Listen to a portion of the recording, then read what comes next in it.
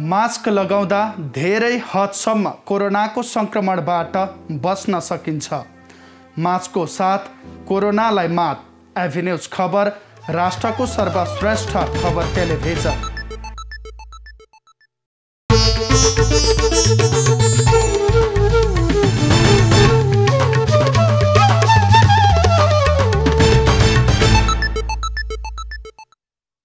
Corona संक्रमितको उचित उपचार हरेक नेपालीलाई खोपको आधार। नमस्कार, यो एभी न्यूज खबरको संकेत हो। तपाई अहिले एभी न्यूज @2 मा हुनुहुन्छ। म प्रभा थापा। प्रारम्भमा मूल खबर। प्रतिनिधि सभा विघटन विरुद्धको सुनवाईका लागि गठन भएको संवैधानिक इजलास आज नबस्ने, प्रधान न्यायाधीश राणा अस्वस्थ भएकाले स्थगित। ओलीको एकता प्रस्तावबारे छलफल गर्न माधव नेपाल पक्षको आकस्मिक बैठक बस्दै, प्रस्तावबारे नेताहरू बीच नै फरक धारणा। पार्टी एकताप्रति राप्रपा अध्यक्ष कमल थापाले गरे पश्चाताप, राणा र लोहनीको भूमिकाबाट निराश भएको गुनासो। पाकिस्तानमा रेल दुर्घटना हुँदा कम्तीमा 30 जनाको मृत्यु, 50 भन्दा बढी घाइते।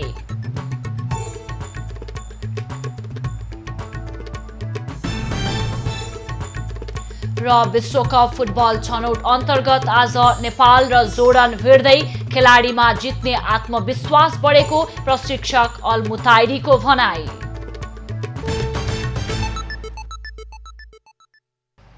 अब खबरको सिलसिला प्रारम्भ गरौं सर्वोच्चमा सुनवाई स्थगित सम्बन्धी प्रसङ्गबाट। प्रतिनिधि सभा विघटन विरुद्धको सुनवाईका लागि गठन भएको सर्वोच्च अदालतको संवैधानिक परिषदको बैठक स्थगित भएको छ। प्रधान न्यायाधीश चोलेन्द्र शमशेर जबराको स्वास्थ्यमा समस्या भएकाले संवैधानिक इजलासको बैठक स्थगित भएको बताइएको छ। आजको संवैधानिक इजलासको बैठकमा न्यायाधीश दीपक कुमार कार्की र डाक्टर आनन्द मोहन भट्टराईले आफ्नो राय दिने कार्यक्रम थियो। जेठ 18 गते कार्की र भट्टराई इजलासबाट बाहिरिएकाले उनीहरूले विघटनको मुद्दा हेर्न नमिल्ने सरकार पक्षका कानून व्यवसायीको जिकिर छ। त्यसबारे दुवै न्यायाधीशले आजको इजलासमा आफ्नो राय दिएपछि संसद विघटन विरुद्धको मुद्दाको सुनवाई अगाडि बढ्नेछ। इजलास गठनबारे प्रश्न उठेपछि प्रधान न्यायाधीश चोलेन्द्र शमशेर जबराले वरिष्ठताको आधारमा इजलास गठन गरेका थिए। तर वरिष्ठताको आधारमा गठन गरिएको इजलासबारे पनि सरकार पक्षले असन्तुष्टि जनाउँदा संसद विघटन विरुद्धका रिटमा सुनवाई ढिलो हुँदै आएको छ। प्रधानमन्त्री केपी ओलीले नेपाललाई अलग राखेर भारतमा मात्र कोरोना भाइरस महामारी नियन्त्रण हुन नसक्ने बताएका छन्। बीबीसी हिन्दीसँगको संवादमा प्रधानमन्त्री ओलीले दुवै मुलुकबीच खुला सिमाना भएकाले बोर्डर सिल गरे पनि लुकीछिपी आवतजावत हुने भएकाले नेपाललाई अन्य देश जस्तो व्यवहार गर्न नहुने ओलीको भनाइ छ। उनले भारतीय समकक्षी नरेन्द्र मोदीलाई अन्य देश जस्तो व्यवहार नेपाललाई नगर्न आग्रह गरेका छन्। स्वयं आफ्नो हितका लागि पनि भारतले नेपाललाई उच्च प्राथमिकतामा राख्नुपर्ने मोदीलाई ओलीको सुझाव छ। खोपलाई लिएर राजनीतिकरण नगर्न पनि प्रधानमन्त्री ओलीले आग्रह गरेका छन्। उनले नेपालको दुवै छिमेकी देशले खोप सहितका स्वास्थ्य सामग्री उपलब्ध गराएकोमा धन्यवाद समेत दिएका छन्। विगतमा नेपाल र भारतसँग गलत बुझाइ र असमझदारी रहे पनि अहिले त्यो हटेको प्रधानमन्त्री ओलीको भनाइ छ। नेकपा एमाले खनाल नेपाल पक्षको स्थायी समितिको बैठक जारी छ। प्रधानमन्त्री तथा पार्टी अध्यक्ष केपी ओलीले आन्तरिक एकताका लागि 6 बुँदे प्रस्ताव गरेपछि यस विषयमा संस्थागत धारणा बनाउन सो पक्षको स्थायी समिति सदस्यहरूको आकस्मिक बैठक बसेको हो। ओलीको प्रस्तावलाई लिएर आफ्नै समूहभित्र फरक धारणा आएपछि संस्थागत धारणा बनाउन नेपाल पक्षले स्थायी समिति बैठक राखेको हो। ओलीको प्रस्तावका विषयमा माधव नेपाल पक्षकै नेताबीच मत बाजिएको छ। एक पक्षले ओलीको प्रस्तावलाई सकारात्मक भनेको छ भने अर्को पक्ष प्रस्ताव धोका भएको र विश्वास गर्न नहुने अडानमा छ। नेपाल समूहमा माधव नेपाल, झलनाथ खनाल, भीम रावल, बेदुराम भुसाल, जगन्नाथ खतिवडा, डाक्टर विजय पौडेल, राजेन्द्र राई, रामकुमारी झाँक्री लगायत नेता ओलीसँग सम्झौता गर्न नहुने पक्षमा छन् भने योगेश भट्टराई, गोकर्ण विष्ट लगायतका नेता ओलीको प्रस्तावप्रति सकारात्मक देखिएका छन्। यस्तै सुरेन्द्र पाण्डे, घनश्याम भुसाल लगायत नेता मध्यमार्गमा उभिएका छन्। ओलीले आइतबार साँझ पार्टीलाई 2075 जेठ 3 पूर्वको अवस्थामा फर्काउने घोषणा गर्दै माधव नेपाल पक्ष समक्ष 6 बुँदे प्रस्ताव राखेर एकताका लागि आह्वान गरेका छन्। नेकपा माओवादी केन्द्रका अध्यक्ष पुष्पकमल दाहालले नेपाली कांग्रेसका सभापति शेरबहादुर देउवा र एमालेका वरिष्ठ नेता माधव कुमार नेपालसँग छलफल गरेका छन्। प्रतिनिधि सभा विघटन र संविधानको धारा 76 को उपधारा 5 बमोजिम सरकार गठनका विषयमा संवैधानिक आयोगमा रिटमाथिको सुनवाई सुरु भएपछि मूल विषयमा प्रवेश गर्न नसकेको विषयमा नेताहरूका बीच छलफल भएको थियो। त्यसैगरी एमाले अध्यक्ष ओलीले आइतबार पार्टी एकताका लागि 6 बुँदे प्रस्तावसहित शेरबहादुर देउवालाई प्रधानमन्त्री बनाउन गरेको हस्ताक्षर र रिट निवेदन फिर्ता लिन माधव नेपाल पक्षलाई आह्वान गरेपछिको राजनीतिक अवस्थाका बारेमा पछि छलफल भएको बताइएको छ। एमालेका वरिष्ठ नेता माधव कुमार नेपालसँगको भेटपछि दाहाल सिधै देउवा निवास बुढानील कण्ठ पुगेका थिए। ओलीले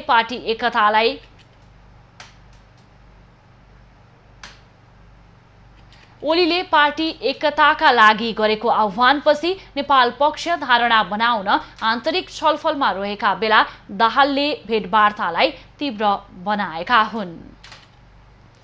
निवर्तमान भूमि व्यवस्था, सहकारी तथा गरिबी निवारण मन्त्री डाक्टर शिवमाया तुम्बाहाङफेले आफ्नो कार्यकालमा व्यक्तिले हडपेका सार्वजनिक जग्गाहरू सरकारको नाममा फिर्ता गर्न सफल भएको दावी गरेकी छन्। सोमबार सञ्चारकर्मीसँग कुरा गर्दै तुम्बाहाङफेले आफ्नो कार्यकालमा सुनसरीमा 179 बिघा जग्गा सरकारको नाममा ल्याइसकिएको र काठमाडौँमा पनि अतिक्रमण भएको जग्गा फिर्ता लिने काम अन्तिम चरणमा पुगेको बताएकी छन्। तुम्बाहाङफेले आफ्नो कार्यकालमा जग्गा नापजाँचको नयाँ प्रविधि लाइडर प्रविधि अपनाएको र नारायणीदेखि पश्चिम महाकालीसम्मको भूभागमा नापजाँच गरिसकेको जानकारी दिएकी छन्। उनले भूमि मन्त्रालयमा गलत काम गर्ने परिपाटीलाई तोडेको दावी पनि गरेकी छन्। सुदूरपश्चिम प्रदेशका मुख्यमन्त्री त्रिलोचन भट्टले भोलि मंगलबार प्रदेश सभामा विश्वासको मत लिने भएका छन्। नेकपा एमालेले दिएको समर्थन फिर्ता लिएपछि अल्पमतमा रहेका मुख्यमन्त्री भट्टले भोलि विश्वासको मत लिने कार्यक्रम तय भएको सुदूरपश्चिम प्रदेश सभा सचिवालयका प्रवक्ता सिद्धराज टटौतले जानकारी दिएका छन्।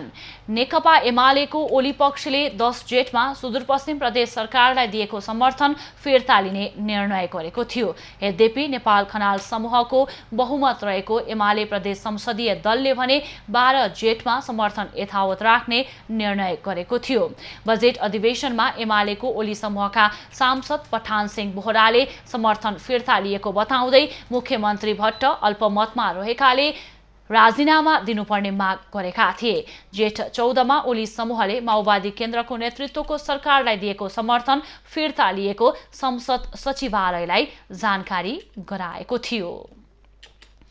काठमाडौँ महानगरपालिकाका प्रमुख विद्या सुन्दर साक्यले आगामी आर्थिक वर्ष 2078-79 को नीति तथा कार्यक्रम र बजेट निर्माणका क्रममा 32 वटै वडाका जनप्रतिनिधिसँग वडामै पुगेर राय सुझाव लिने बताएका छन्।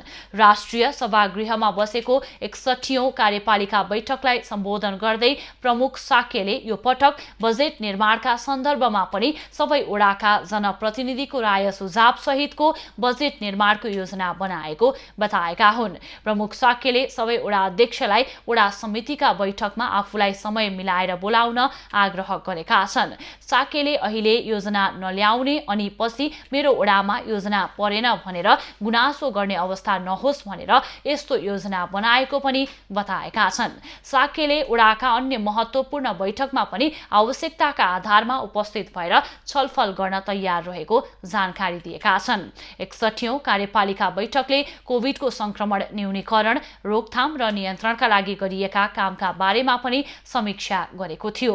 बैठकले सिटी लाइब्रेरी सञ्चालन तथा व्यवस्थापन कार्यविधि र सम्पादन मैत्री भवन निर्माण मापदण्ड तथा सहुलियत कार्यविधि 2078 तर्जुमा गर्न सहमति दिएको छ। यो कार्यविधिहरू विधायन समिति मार्फत कार्यपालिका बैठक हुँदै नगर सभामा पेश हुनेछन्। काठमाडौँ उपत्यकामा कोरोना महामारी रोकथाम र नियन्त्रणका लागि लगाइएको निषेधाज्ञा जारी छ। निषेधाज्ञाका कारण सुरक्षाकर्मी, स्वास्थ्यकर्मी, एम्बुलेन्स र जिल्ला प्रशासन कार्यालयबाट अनुमति लिएका अत्यावश्यक सेवाका सवारी साधन मात्र सञ्चालन भइरहेको ट्राफिक महाशाखाले जनाएको छ। निषेधाज्ञा लागू गराउन मुख्य सडक र चोकहरूमा सुरक्षाकर्मी परिचालन गरिएको छ। तर उपत्यकामा कार्यालय समयमा सवारी साधनको चाप बढेको छ। प्रहरीले अत्यावश्यक सेवाका बाहेक अन्य सवारीलाई रोकेर होल्डिङ सेन्टरमा राखेको छ।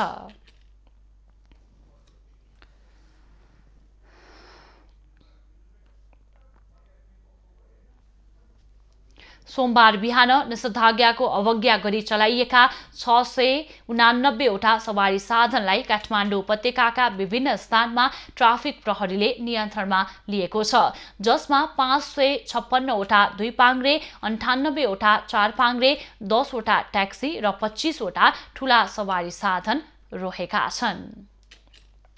कैलालीको धनगढी उपमहानगरपालिकाले वडामा कोरोना परीक्षण कार्य सुरु गरेको छ। निषेधाज्ञाका कारण परीक्षण गर्न जान नपाएकाहरूलाई सहज होस् भन्ने उद्देश्यले प्रत्येक वडाहरूमा एन्टिजेन परीक्षण सुरु गरेको हो।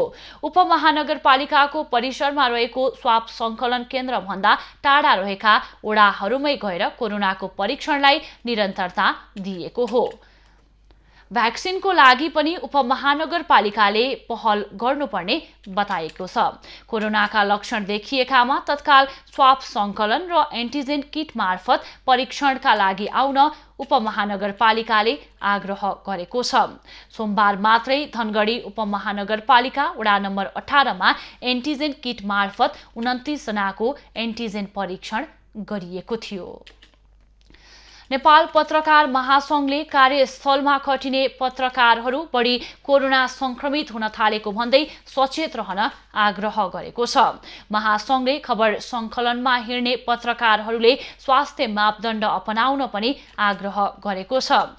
कोरोना संक्रमणको जोखिम बढिरहेको बेला पत्रकारहरूको श्रमसँग जोडिएका समस्या समाधान गर्न पनि पहल गर्ने महासंघले जनाएको छ। पत्रकारको श्रमसँग जोडिएको समस्या महासंघ एक्लैले समाधान गर्न नसक्ने भएकाले सरकारले समेत अग्रसरता देखाउनु पर्ने महासंघले निष्कर्ष निकालेको छ। महासंघले पत्रकार र श्रमसँग सम्बन्धित कानूनको प्रभावकारी कार्यान्वयन गराउन सरकार समक्ष माग समेत गरेको छ। श्रम समस्या थियो, त्यो श्रम समस्या समाधानका लागि हामीले पहल गऱ्यौँ र हामीले अहिलेसम्म 29 जनाका साथीहरूको समस्या समाधान गरिसकेका छौँ। बाँकी साथीहरूको श्रम समस्या समाधानका लागि हामीले पहल चाहिँ जारी राखेका छौँ र त्यसको लागि पनि प्रक्रियागत हिसाबले अगाडि बढेका छौँ। यो श्रम समस्या समाधान गर्नको लागि पत्रकार महासंघसँगै सरकारले पनि यसमा काम गर्नुपर्ने देखिन्छ। त्यो भनेको बनेका कानुन ऐन कानुनहरू लागू गर्ने जिम्मेवारी भनेको सरकारको हो। सरकारलाई हामीले त्यसतर्फ पनि दबाब दिएर यो कार्यान्वयन गर भनेर हामीले भनेका छौँ। देशभर अहिलेसम्म 950 जना पत्रकार संक्रमित भएका छन् भने 19 जनाले ज्यान गुमाइसकेका छन्। राष्ट्रिय प्रजातन्त्र पार्टी राप्रपाका अध्यक्ष कमल थापाले आफ्ना अर्का अध्यक्षद्वय पशुपति शमशेर राणा र डाक्टर प्रकाश चन्द्र लोहनीको भूमिकालाई लिएर निराशा व्यक्त गरेका छन्। साथै उनले पार्टी एकता गरेकोमा पश्चाताप पनि व्यक्त गरेका छन्। एकतापछि राप्रपामा थापा, राणा र लोहनी 3 जना अध्यक्ष छन्। सोमबार बिहान सामाजिक सञ्जाल ट्विटरमा उनले आफूलाई तीव्र गतिमा दौडने घोडासँग तुलना गर्दै पार्टीका अन्य 2 अध्यक्षको भूमिकाप्रति असन्तुष्टि व्यक्त गरेका हुन्। उनले 2 वा 2 भन्दा बढी घोडाले तानेको रथले तीव्र गति लिन नसक्ने नैसर्गिक सत्य नबुझेको होइन भन्दै सांकेतिक रूपमा उल्लेख गरेका छन्। उनले ट्विटरमा तीव्र गति लिन नसके पनि सामान्य गतिमा हिँड्ला भन्ने आशा थियो, तर गतिहीन नै होला भन्ने नसोचिएको उल्लेख गरेका छन्। 2 अल्छी घोडाको बीचमा च्यापिएको तीव्र गतिको घोडाको हालत के होला भन्ने प्रश्न गर्दै थापाले च्यापिएर थला पर्न बेर छैन भनी आफैले जवाफ पनि लेखेका छन्।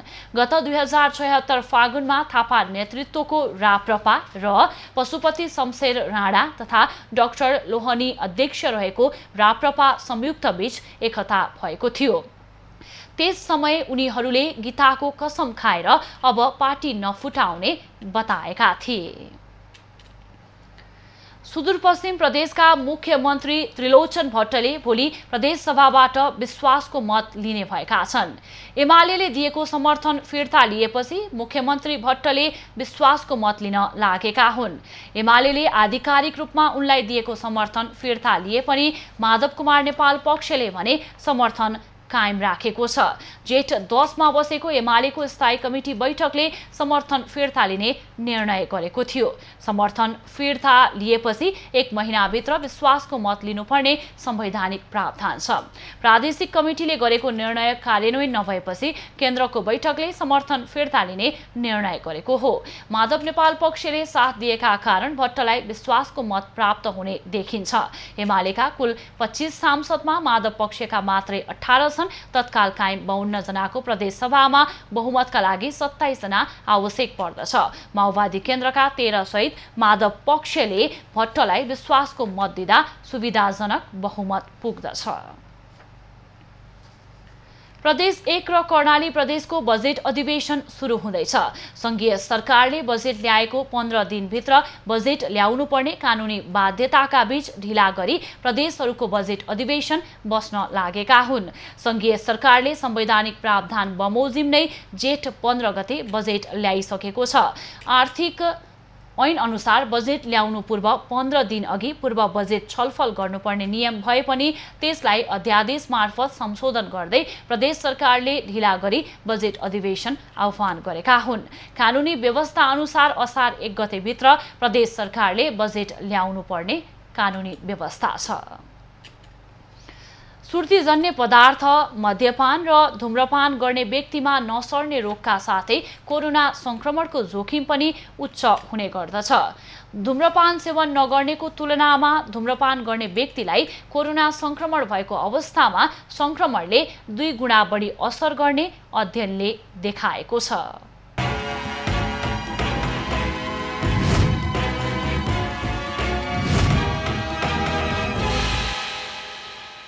विश्वमा हरेक वर्ष 80 लाख मानिसको मृत्यु सुर्तीजन्य पदार्थ सेवनबाट हुने गरेको छ। नेपालमा पनि हरेक वर्ष 27,000 भन्दा बढीको मृत्यु सुर्तीजन्य पदार्थ सेवनबाट हुने गरेको छ। यसैगरी धूम्रपान नगर्ने तर धूम्रपान गर्नेसँगै बस्ने 65,000 बालबालिका सहित 12,000 को मृत्यु हुने गरेको तथ्याङ्कमा छ। धूम्रपान गर्ने क्रममा पटक पटक मास्क खोल्ने र हातको प्रयोग गरेर सेवन गर्ने हुँदा कोरोना संक्रमणको जोखिम समेत बढी हुने गरेको चिकित्सकहरू बताउँछन्। जुन सुकै रोग लागे तापनि दीर्घकालीन भए पनि अल्पकालीन भए पनि भाइरस भए पनि ब्याक्टेरिया भए पनि अथवा अन्य कुनै पनि रोग भए तापनि यो सुर्तीजन्य पदार्थ र मदिराजन्य पदार्थले चाहिँ सबै रोगलाई एक्टिभेट अथवा त्यसलाई चाहिँ फ्लोरिश गर्ने चाहिँ वातावरण बनाइदिन्छ। विश्व स्वास्थ्य संगठन WHO को प्रतिवेदन अनुसार सन् 2030 सम्ममा प्रति वर्ष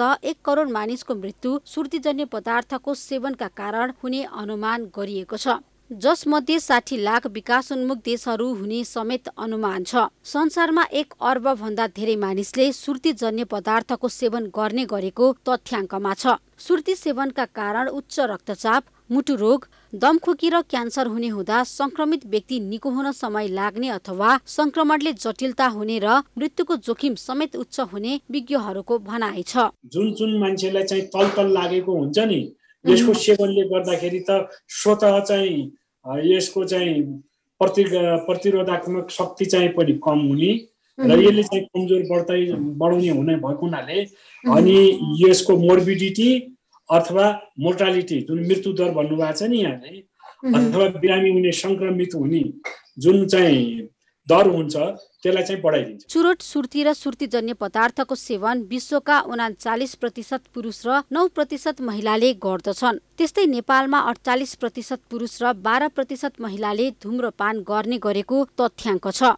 धूम्रपान एक प्रकारको दुर्व्यसन हो। धूम्रपानको रूपमा प्रयोग गरिने सुर्तीजन्य पदार्थले मानिसको स्वास्थ्यमा हानिकारक असर पार्दछ। साथै धूम्रपानले शारीरिक तथा मानसिक स्वास्थ्यमा मात्र नभई यस्ता वस्तु प्रयोग गर्नेलाई कोरोना संक्रमण भएको अवस्थामा समेत जटिलता बढी हुने गरेको पाइन्छ। एभी न्यूज खबरका लागि त्रिगुडा भट्टराई बस्नेत, काठमाडौँ।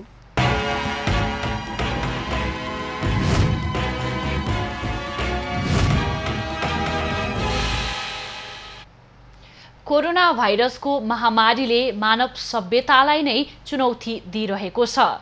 यो अवस्थामा मानिस आफै समस्यामा परेका छन्। आफू समस्यामा हुँदाहुँदै पनि सहयोगी मनहरू अरूलाई सहयोग गर्न अग्रसर भइरहेका छन्। यस्तै सहयोगी मन भएकाहरूले मानिसलाई मात्र होइन, कोरोनाका कारण जारी निषेधाज्ञामा सडकमा खान नपाएका पशु पंक्षीलाई खाना खुवाइरहेका छन्। महामारीको समयमा समस्यामा नपर्ने कमै होलान्। कसैलाई रोगको त कसैलाई भोकको समस्यामा छन् मान्छेहरू। कोरोना महामारी नियन्त्रणका लागि भन्दै जारी गरिएको निषेधाज्ञाका कारण मान्छेहरू जस्तै समस्यामा छन् पशुपन्छीहरू पनि। आफू समस्यामा भएर पनि काठमाडौँका केही मान्छे भने आफूले नखाएर पनि सडकका कुकुर र चराचुरुङ्गीलाई खाना खुवाएर रमाइरहेका छन्। 2074 साल जेठ 22 गते सुरु गरेको त्यो पनि अहिलेसम्म कन्टिन्यू छ। यसरी सडकका कुकुर र चराचुरुङ्गीलाई 18 वर्ष अगाडिदेखि दैनिक 2 पटक नियमित रूपमा खाना खुवाइरहेको सोही अभियानमा लागेकी नेहा श्रेष्ठले बताइन्। उनी आफूले गरेका कामबाट कहिल्यै ग्लानि महसुस नगरेको उनको अनुभव छ। म 200 वटा कुकुरलाई खुवाउँछु। मैले चाहिँ मेरो टोलकोलाई चाहिँ अब 50 वटा भनेको पहिला अलरेडी खुवाइरहेको हो होइन। यो लकडाउनमा चाहिँ अब यति कति कुकुरहरूले खान पाएको छैनन्, उनीहरूको लागि चाहिँ मैले अहिले आएर लकडाउनमा आएर खुवाइरहेको छु, गरिरहेको छु। सडकका कुकुर र चराचुरुङ्गीलाई खाना खुवाउने अभियानमा लागेका उनीहरू मानिसले भोक लागे मागेर खाने तर पशुपन्छीहरू व्यक्त गर्न नसक्ने हुँदा जनावरको पीडा बुझेर आफूहरूले खाना खुवाउन लागेको बताउँछन्। यी मध्येकी एलिजा श्रेष्ठ सडकका कुकुर र चराचुरुङ्गीलाई एक दिन खाना नखुवाउँदा आफूलाई रातैभर निन्द्रा नलाग्ने बताउँछिन्। जब यिनीहरूले खाएको देख्छु नि, त्यो खाएको देख्दा मलाई एकदम खुसी लाग्ने हुन्छ। तर कुनै दिन एउटा कुकुर छुट्यो भने पनि हामीलाई यस्तो हुन्छ, ला त्यो कुकुर छुट्टेछ है, त्यो कुकुर त आज खानै पाएन, आज खान पाउँदैन होला भन्ने एउटा एक किसिमको टेन्सन हुन्छ कि। त्यही भएर मलाई चाहिँ एकदम खुसी लाग्छ उनीहरूले खान पाएको देखेर, खान दिँदाखेरि पनि एकदम खुसी लाग्छ। सिङ्गै समाज स्वार्थी बन्दै गइरहेका बेलामा यसरी निस्वार्थ रूपमा सडकका कुकुर र चराचुरुङ्गीको जीवन रक्षाका लागि लाग्नु सामान्य होइन। मानवता हराउँदै गएको आजको दुनियाँमा यस्ता विषयले अझै मानवीयता जीवितै छ भन्ने सन्देश दिन्छ। क्यामेरामा विनय तामाङका साथ शीतल रिजाल, काठमाडौँ। अब बाँकी खबर। सरकारले आगामी असार 1 गतेबाट विद्यालय स्तरीय कक्षा सञ्चालन गर्ने तयारी गरेको छ। शैक्षिक सत्र सञ्चालन र व्यवस्थापन गर्न स्थानीय तहलाई सम्पूर्ण अधिकार रहेकाले वैकल्पिक सिकाइ कार्यविधि कार्यान्वयन गरी कक्षा सञ्चालन गर्न सकिने मन्त्रालयले बताएको छ। विद्यार्थीको सिकाइलाई रोक्न नहुने भएकाले भौतिक रूपमा पठन पाठन गर्न सम्भव नभए पनि वैकल्पिक माध्यमबाट सिकाइलाई निरन्तरता दिन शैक्षिक सत्र सुरु गर्न लागेको मन्त्रालयले जनाएको छ। अब यो अवस्थामा कसरी जाने भन्दा विद्यार्थीलाई केही न केही सिकाइमा त लैजानु पर्यो। सिकाइ त रोक्ने कुरो होइन, हामीले यो छुट्टी दिने भन्ने विषयको कन्सेप्ट पनि होइन।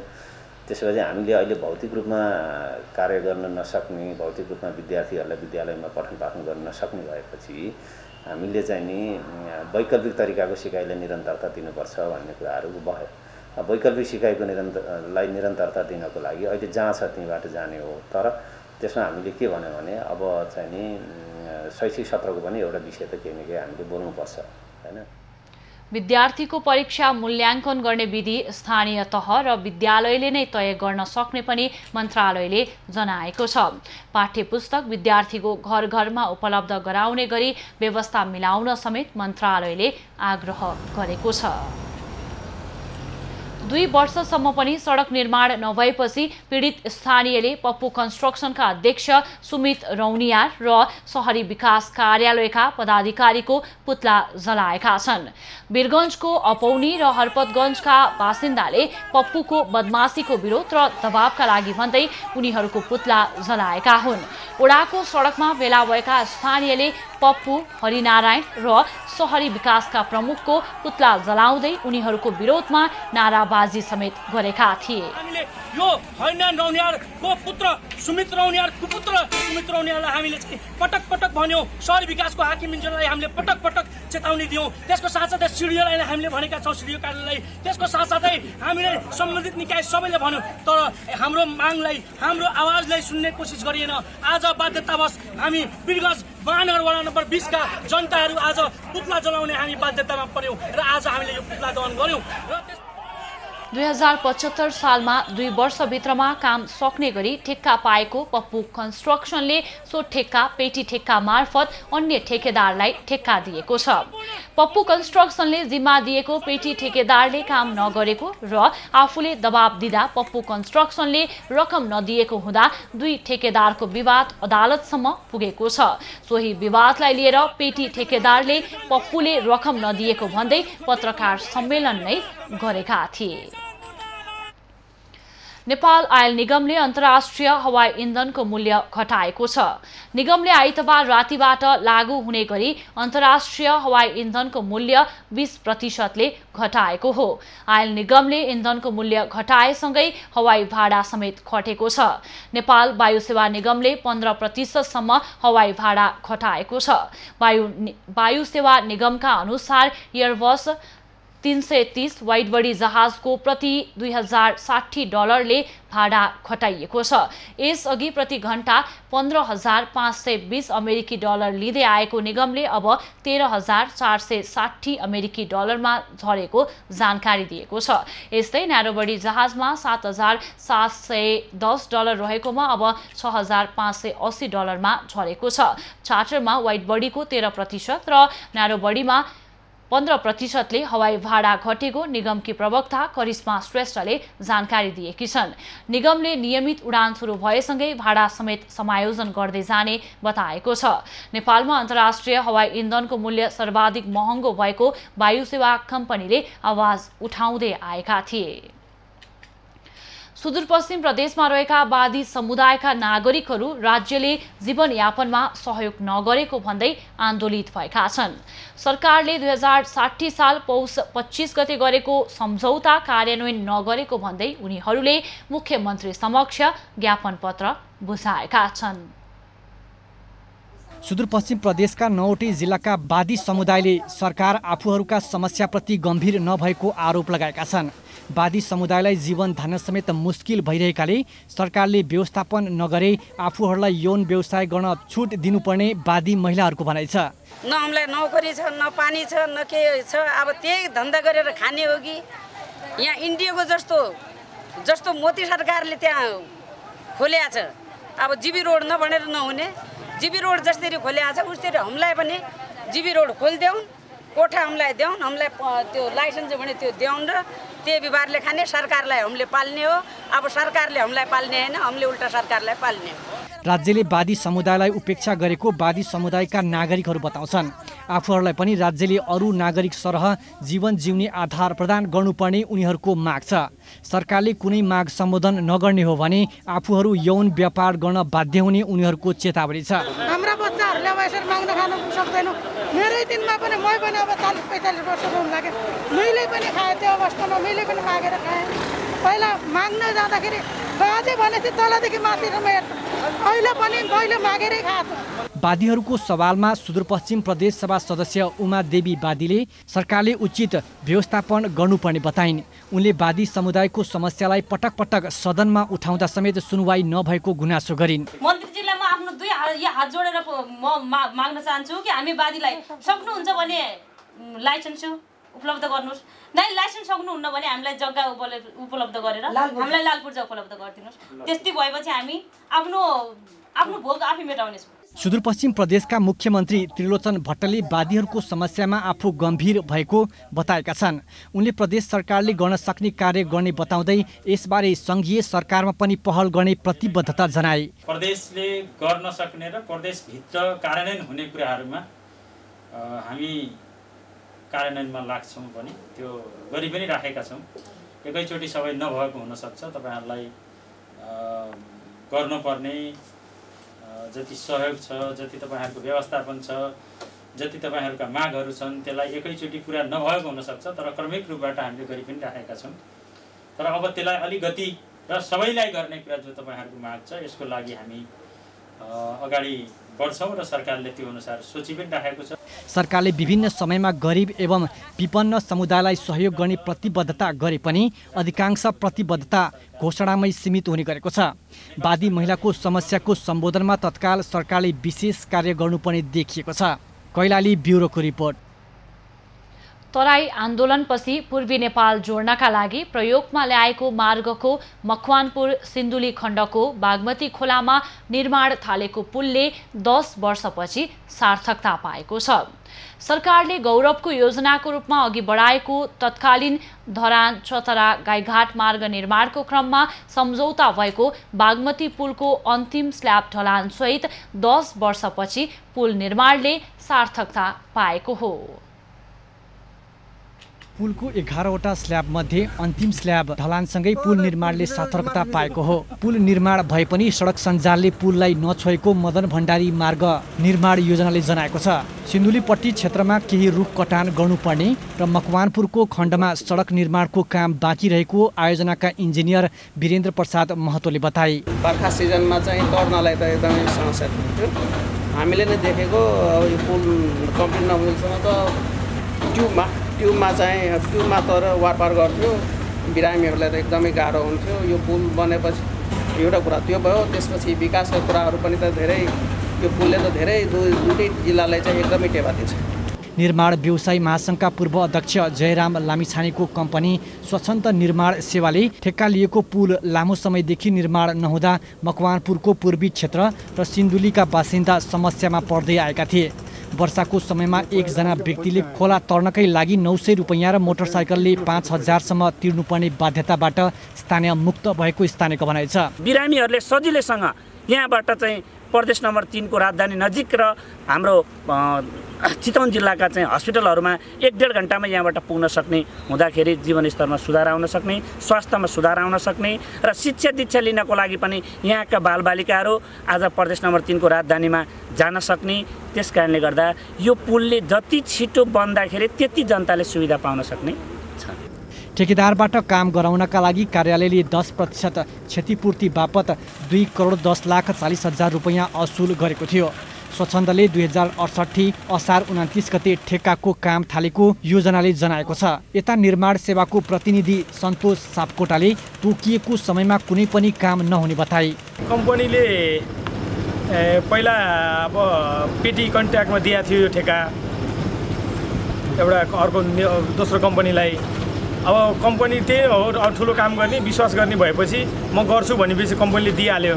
दिएपछि उसले नगरेपछि पोहोरबाट कम्पनी आफैले सम्हालेर निर्माण सम्पन्न हुने अवस्थामा पुर्याएका छौँ अहिले चाहिँ। 2068 असार 20 गते ठेक्का सम्झौता गरेको स्वच्छन्द निर्माण सेवालाई पुल निर्माणका लागि मदन भण्डारी लोकमार्ग निर्माण आयोजनाले जरिवाना गर्दै निर्माणको कामलाई सम्पन्न गर्ने मौका दिएको थियो। 5 वर्षमा निर्माण सम्पन्न गर्ने गरी भ्याट बाहेक 23,53,09,000 ठेक्का लिएको पुल निर्माणको जिम्मा स्वच्छन्दले लिएको थियो। 413 मिटर लम्बाइ 6.50 मिटर चौडाइको पुल निर्माण सम्झौतापछि लामो पुलको जगको काम भए पनि स्ल्याब नहाल्दा सिन्धुली र मकवानपुर जोड्ने काम अल्पत्र थियो। बागमती खोलामा ट्युबमा बसेर खोला तर्नुपर्ने बाध्यतालाई चिर्दै निर्माण कम्पनीले वर्षौँपछि यो पुल बनाउँदा यहाँका जनता हर्षित भएका छन्। यसले सरकारले अगाडि बढाएको मदन भण्डारी राजमार्गको सार्थकतालाई पनि पुरा गर्ने प्रयास गरेको छ। एबी न्युज खबरका लागि राजन दाहाल, मकवानपुर। विरुद्ध जतिसुकै नियम कानुन बने पनि हिंसाको घटनामा कुनै कमी आएको छैन। पछिल्लो समय सुर्खेतमा मदिरा खुवाएर केही युवकले एक युवतीमाथि दुर्व्यवहार मात्रै गरेनन्, दुर्व्यवहार गरेको भिडियो सामाजिक सञ्जालमा राखेर महिला अस्मितासँग खेलबाड गरेका छन्। फेरि फेरि फेरि नाइन भन्नु ल भन्दा महिलासँग दुर्व्यवहार गरिएको यो दृश्य अहिले सामाजिक सञ्जालमा भाइरल भएको छ। घटना हो सुर्खेतको गुल्बाकोट नगरपालिका 11 आँपसोती स्थित भेरी नदीको किनारामा बस्दै आएकी राउटे समुदायकी 2 युवतीलाई मदिरा सेवन गराएर केही युवकले दुर्व्यवहार गरेका छन्।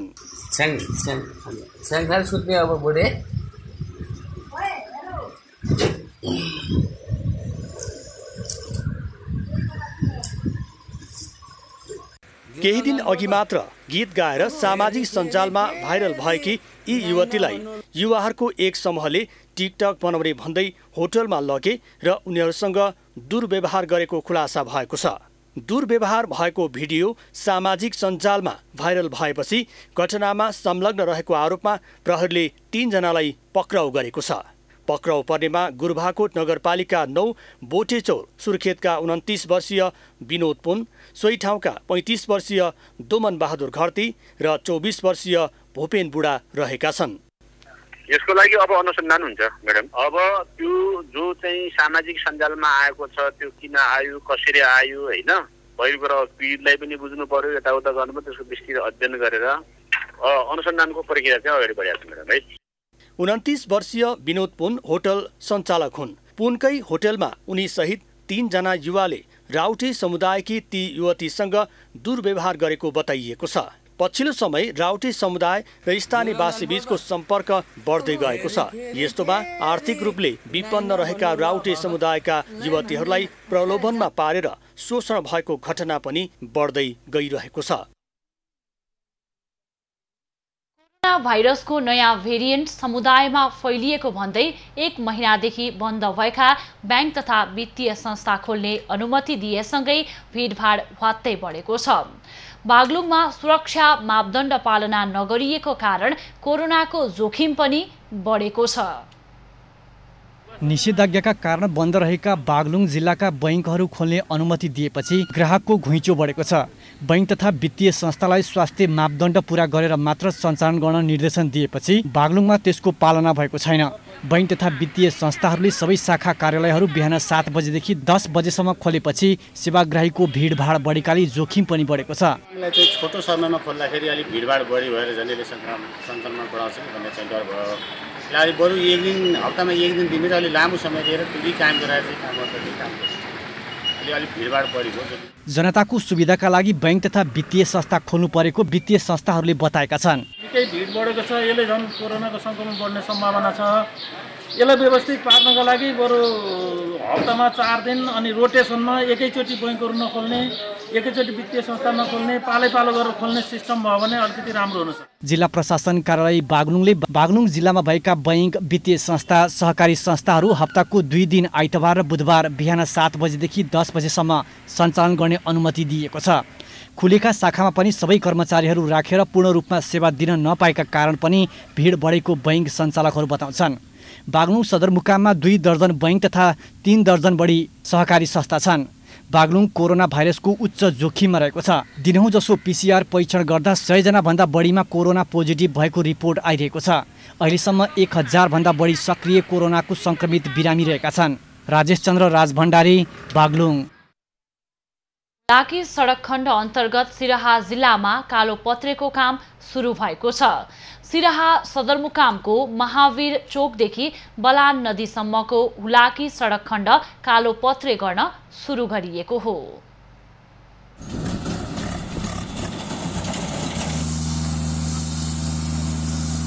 सिराहा सदरमुकामको महावीर चौकदेखि बलान नदीसम्मको 29.88 किलोमिटर सडक खण्ड कालो पत्रे गर्ने काम सुरु भएको छ।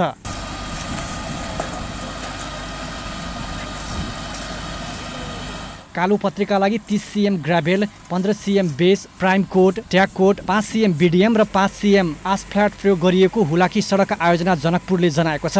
सडक खण्डको 11 मिटर मध्ये अहिले 7 मिटर चौडाइमा कालो पत्रे भइरहेको छ, जस अन्तर्गत सिराहा नगरपालिका 7 शिवचौकदेखि औरही गाउँपालिका 5 सुन्दर जनता माध्यमिक विद्यालय छेउसम्म सडकमा कालो पत्रे निर्माण सम्पन्न भएको छ। साउन भदौसम्म यसको त कम्प्लिट गर्नुपर्ने हो। के हुन्छ अहिले त टाइम छ हैन, वर्षा तपाईँ 2074 पुस 9 गतेमा 30 महिनाभित्र निर्माण पूरा गर्ने गरी स्वच्छन्द रोशन महादेवी खिम्ती जेबीले 1 अर्ब 20 करोडमा सम्झौता गरेको थियो। सम्झौता अनुसार सुरुमा काम हुन सकेको थिएन। 30 महिनाको म्यादभित्र काम सम्पन्न नभएको र कोरोना संक्रमणले लकडाउन भएपछि प्रभावित हुँदा 15 महिना म्याद थप गरिएको थियो। पछिल्लो समय आगामी भदौसम्म सडक निर्माण पूरा गर्ने गरी ठेकेदार कम्पनीले काम गरिरहेको आयोजनाले जनाएको छ। यता स्थानीयवासी भने हुलाकी सडकले यस क्षेत्रमा आर्थिक गतिविधि बढाउन ठूलो भूमिका खेल्नेमा आशावादी छन्। एकतर्फ खाल्टाखुल्टी र धुलाम्य अवस्थाको अन्त्य हुने र अर्कातर्फ आर्थिक गतिविधि पनि बढ्नेमा उनीहरू विश्वस्त छन्। 60-65% यसमा के कामहरू भएको छ सर? यसमा अब बेस हैन, अहिले 8 किलोमिटर DBM अब भोलि कम्प्लिट हुँदैछ 8 किलोमिटर।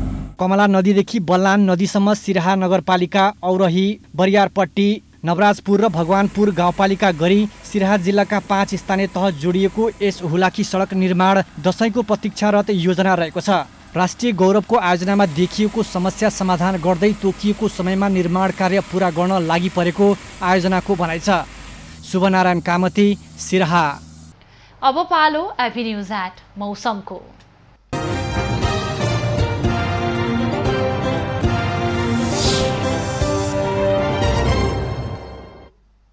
हाल देशका केही पहाडी भूभागमा आंशिक बदली रही अन्य स्थानमा मौसम सामान्यतया सफा रहेको छ। अपराह्न देशका पहाडी भूभागका थोरै स्थानमा मेघ गर्जन र चट्याङसहित हल्का वर्षाको सम्भावना रहेको जल तथा मौसम पूर्वानुमान महाशाखाले जनाएको छ। काठमाडौँ उपत्यकाको आजको अधिकतम तापक्रम 31 डिग्री सेल्सियस र न्यूनतम तापक्रम 21 डिग्री सेल्सियस बीच रहने अनुमान गरिएको छ। आज सूर्योदय बिहान 5 बजेर 7 मिनेटमा भयो भने सूर्यास्त साँझ 6 बजेर 58 मिनेटमा हुनेछ। आज देशभरको मौसम कस्तो रहला त? हेरौं देशका विभिन्न स्थानको अनुमानित मौसमी अवस्था।